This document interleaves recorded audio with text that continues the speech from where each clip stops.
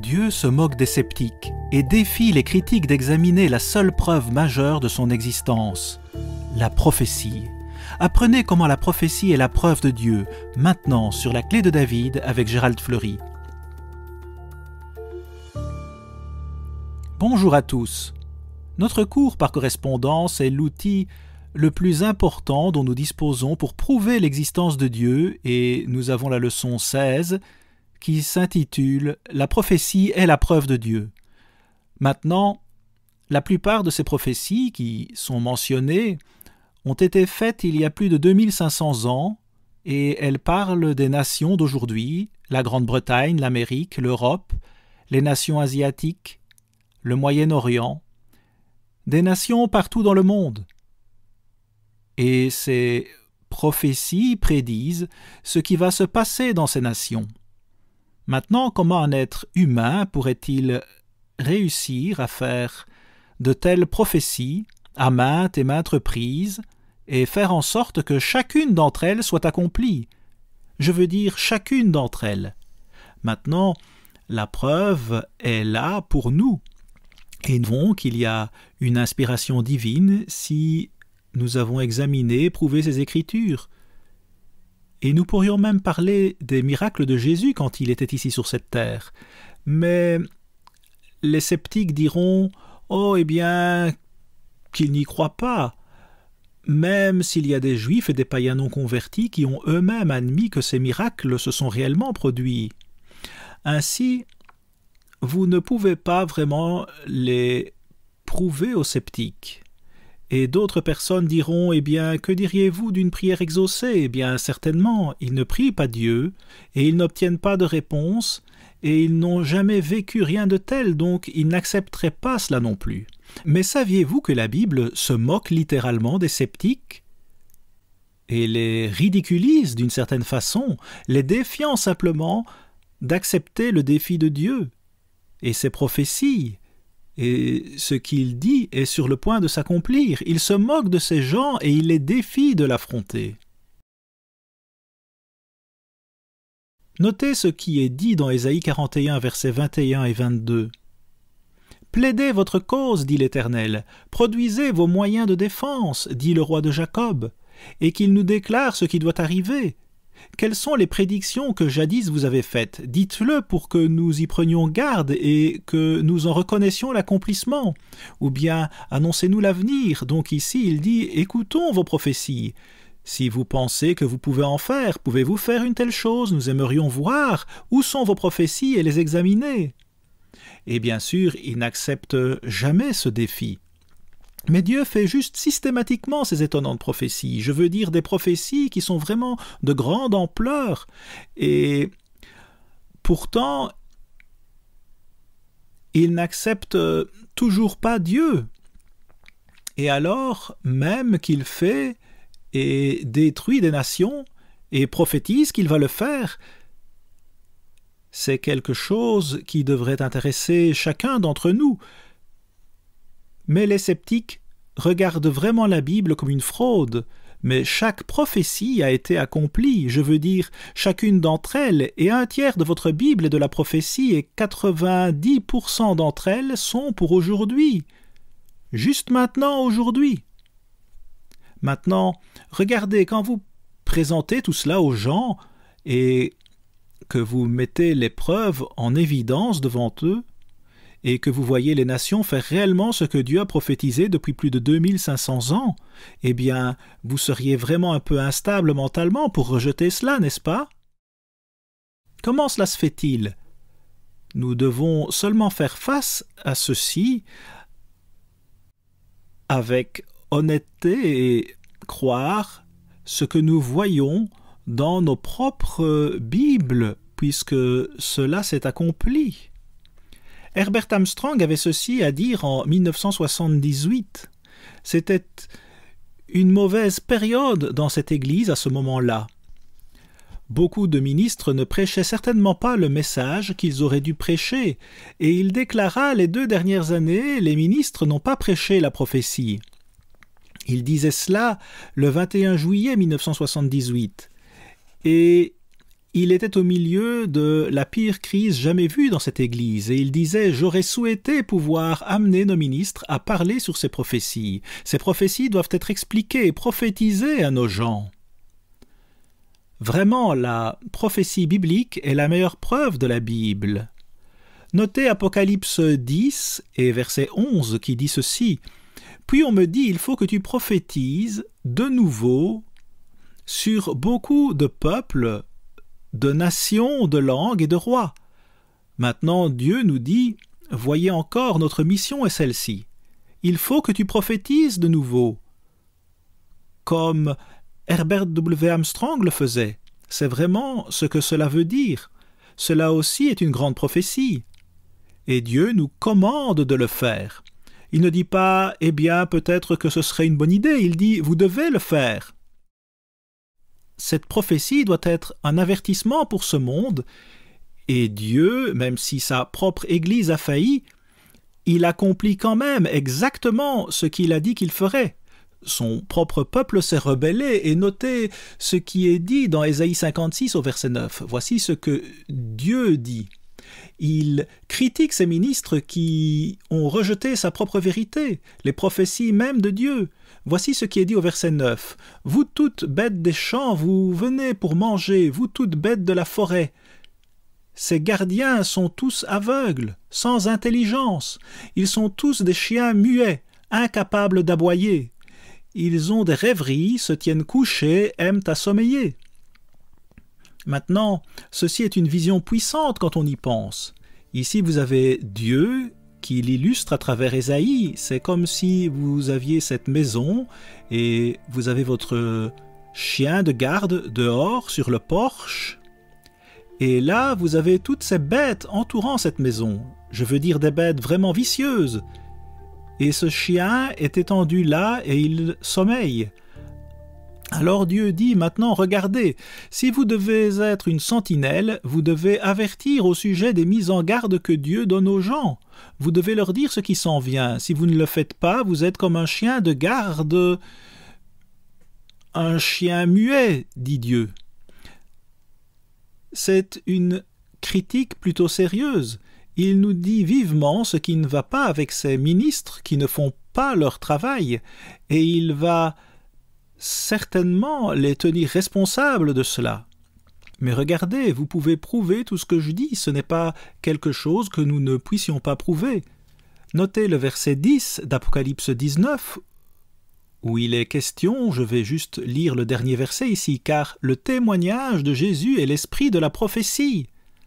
Le témoignage du Christ est l'esprit de la prophétie.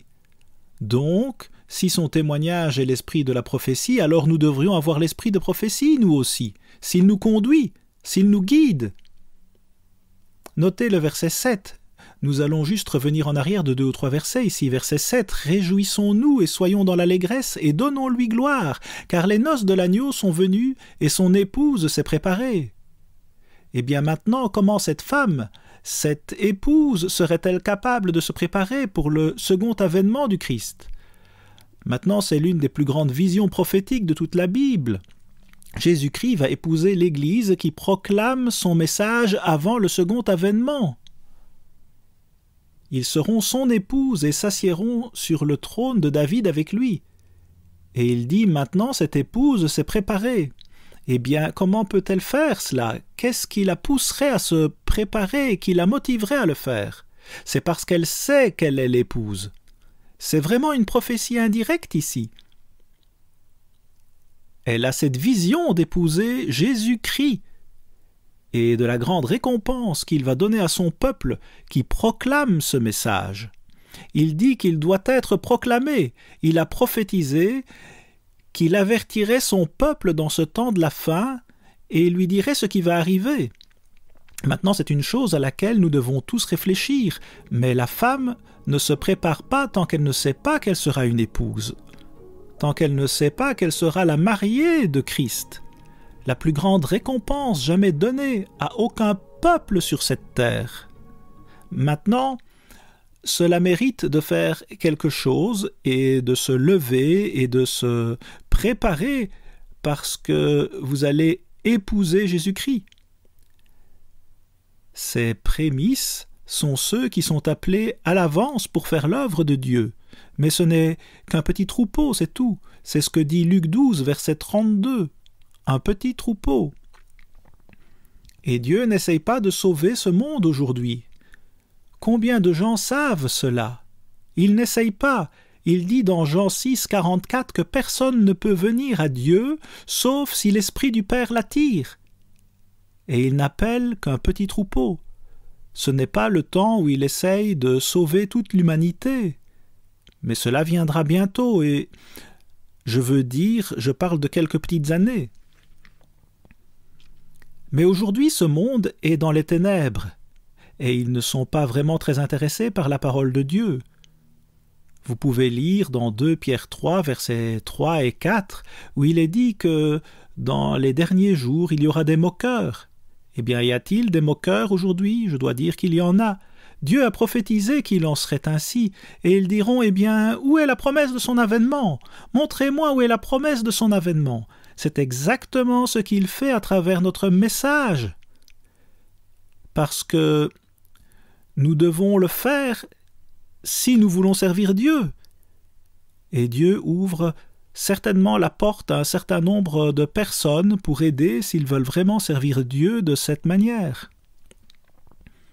Maintenant, laissez-moi vous donner juste la prophétie de la Bible, la plus miraculeuse, si vous voulez parler de prouver cela. Eh bien, permettez-moi de lire le titre ici. La prophétie et la preuve de Dieu, c'est le titre de ce cours par correspondance. Maintenant, cette série de versets le fait vraiment. Notez le verset 3 de Matthieu 24.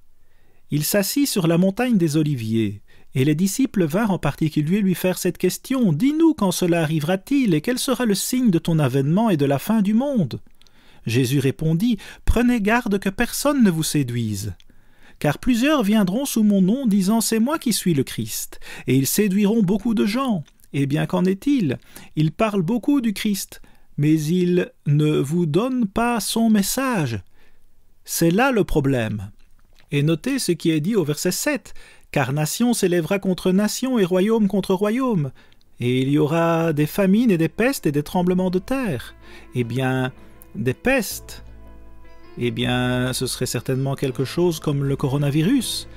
Et j'ai un article réimprimé sur ce sujet que je vous enverrai. Et incidemment, dans notre prochain magazine La Trompette, nous allons avoir quelques articles à ce sujet. Mais ici, Dieu dit qu'il y aura des pestes, il y aura des fléaux, il y aura des virus, il y aura des problèmes comme cela. Mais tout ce que Dieu fait est de nous dire « Regardez, si nous voulons changer cela, nous avons juste à nous repentir. » C'est ce qu'il... Au verset 8, il dit « Tout cela ne sera que le commencement des douleurs. » Mais notez, voici la grande prophétie que vous avez besoin de réaliser qui doit être vraie. Et il n'y a simplement pas moyen que vous puissiez la contourner. Le verset 21 dit « Car alors la détresse sera si grande qu'il n'y en a point eu de pareil depuis le commencement du monde jusqu'à présent. » Dans tous les âges. Et si ces jours n'étaient abrégés, personne ne serait sauvé, vivant, selon la traduction Moffat. Mais à cause des élus, ces jours seront abrégés.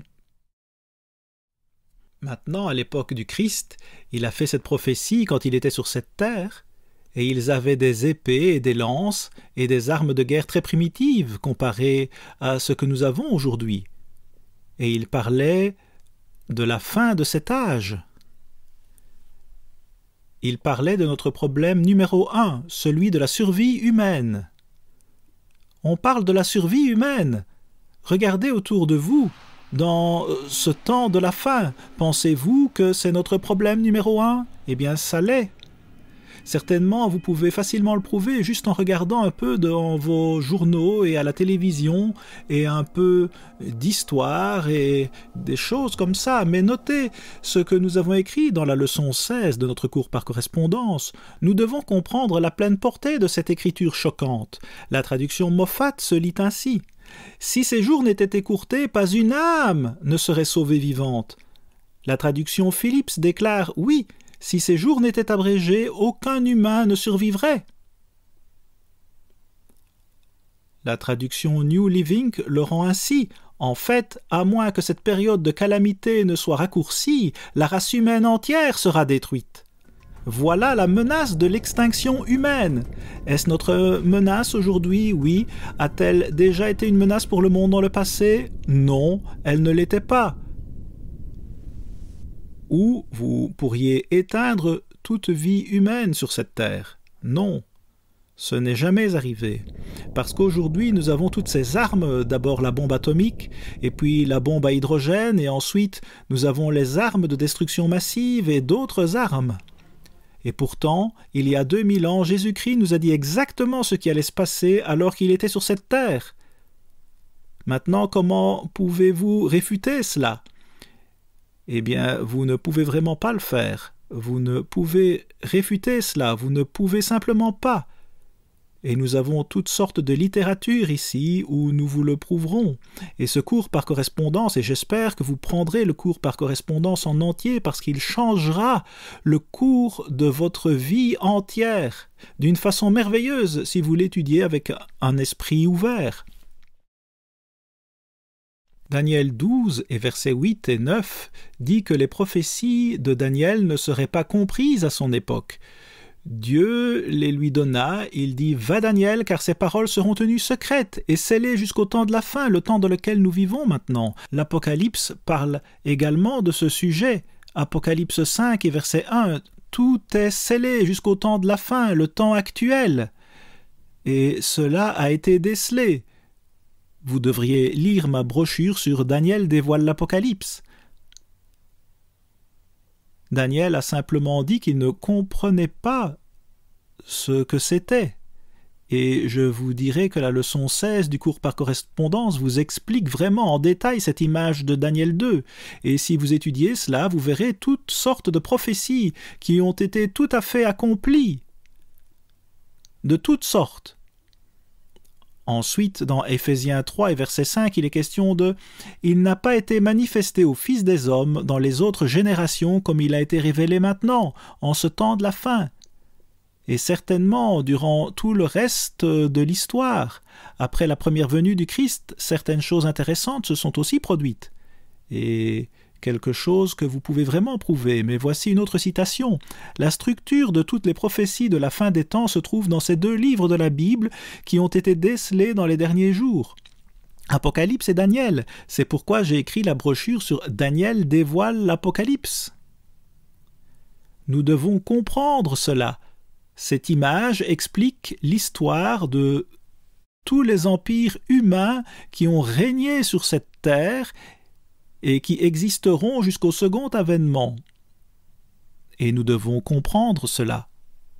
Eh bien, nous allons lire juste quelques versets ici dans Apocalypse 1, où il est dit encore une fois, ce sont aussi des prophéties, et il est question des 7 églises qui existeront depuis la première venue du Christ jusqu'à son second avènement. Maintenant, c'est dans le livre d'Apocalypse ici, donc c'est évidemment un sujet de la prophétie. Les 7 ères de l'Église de Dieu, et remarquez ce que cette Église fera. Au verset 12, « Je me tournai pour connaître quelle était la voix qui me parlait, et après m'être tourné, je vis 7 lampes d'or, devrait-on lire. Et au milieu des 7 lampes, quelqu'un qui ressemblait à un fils d'homme, vêtu d'une longue robe. » Donc c'est Jésus-Christ en plein milieu de cette véritable Église de Dieu, la vraie Église de Dieu. Il est juste au milieu d'elle. Et là, il y a une lampe dans ce monde de ténèbres, une lampe brûle à cet endroit. Il y a une lumière pour ce monde, si seulement ils la voyaient et commençaient à changer leur vie. Toutes ces plaies et ces terribles armes destructrices et tout ça, tout serait résolu rapidement si nous laissions seulement Dieu nous guider. Maintenant, c'est ce qu'il faudra pour les arrêter. Rien d'autre ne les arrêtera jamais. Et son visage était comme le soleil quand il brille dans sa force. Et cela nous en dit long sur cette grande lampe. Le mystère des 7 étoiles ou les 7 anges, un sur chaque aire de l'Église, que tu as vu dans ma main droite, et des 7 lampes d'or, les 7 étoiles sont les anges des 7 églises, et les 7 lampes sont les 7 églises. Vous voyez, chacune a une lampe et une lumière pour ce monde, pour lui montrer la façon de résoudre tous ces problèmes. Que ce soit le coronavirus, ou n'importe laquelle de ces plaies qui viennent sur nous. Dieu a dit dans l'Ancien Testament que si nous lui obéissions, il ne nous frapperait pas de ces maladies qui frappent le monde. Il veut que nous soyons un exemple pour le monde, spécialement l'Amérique et la Grande-Bretagne et la nation juive, parce qu'elles eurent bien des bénédictions que vous pouvez également prouver qui furent révélées absolument miraculeusement à l'humanité dans ce temps de la fin. Mais il n'y a qu'une seule Église, dit Dieu, où vous trouverez ce petit troupeau unique, où vous trouverez cette lampe qui brille tellement dans ce monde de ténèbres. Voilà sur quoi nous devons nous concentrer. Voyez, le Christ a dit « Je bâtirai mon Église et les portes de la mort ne prévaudront point contre elle. Elle sera toujours là. » Où iriez-vous? Disons, si vous deviez être une sentinelle de Dieu, que feriez-vous? Eh bien, iriez-vous voir les nouvelles télévisées ou les journaux de ce monde ou des magazines? Non, voyons ce que Dieu dit à sa sentinelle de faire. Verset 7 d'Ézéchiel 33. « Et toi, fils de l'homme, je t'ai établi comme sentinelle sur la maison d'Israël. Tu dois écouter la parole qui sort de ma bouche et les avertir de ma part. » En d'autres termes, Dieu ne nous envoie pas aux sources de nouvelles de ce monde. Il dit « Venez à la Bible, regardez dans la Bible, et je vous montrerai exactement ce qui s'en vient. » Tout ce que vous avez besoin de savoir sera juste là. Il continue en d'autres passages comme Jérémie 23, et il parle au sujet des faux prophètes, et il trouve simplement cette idée dans leur esprit et dans leur cœur, et ils ne vont pas vers la parole de Dieu pour y trouver le message. Ils ne vont pas dans sa Bible, qui est sa parole inspirée. Tout ceci est prouvé. Vous voyez, prouvé pour nous. Et Dieu veut que nous le comprenions aujourd'hui. Encore une fois, le titre est « La prophétie et la preuve de Dieu ». C'est le titre de ce cours par correspondance. Et ensuite, au verset 33, « Quand ces choses arriveront, et voici, elles arrivent, ils sauront qu'il y avait un prophète au milieu d'eux. » Mais encore une fois, vous voyez, la seule façon d'apprendre, c'est par l'expérience de cette terrible plaie et problème auquel nous faisons face, même l'extinction humaine. Et nous ne nous tournerons pas encore vers Dieu. Revenez, revenez, dit Ézéchiel 33 et verset 11. Revenez de votre mauvaise voie. Dieu appelle chacun de nous à se repentir. Et nous ne comprenons pas la repentance dans ce monde, je vous le dis. Nous ne la comprenons pas. Le verset 9 de Jérémie 28 dit « Mais si un prophète prophétise la paix, c'est par l'accomplissement de ce qu'il prophétise qu'il sera reconnu comme véritablement envoyé par l'Éternel. » Autrement dit, les faux prophètes viennent en parlant de paix, et nous allons avoir la paix, nous allons avoir cette belle chose, et tout ira très bien.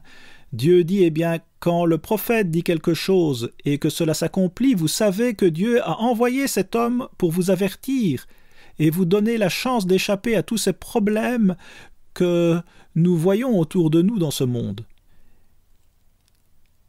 Il dit dans Amos 2 qu'il a suscité ses propres prophètes, et maintenant ils disent « Ne prophétisez pas ».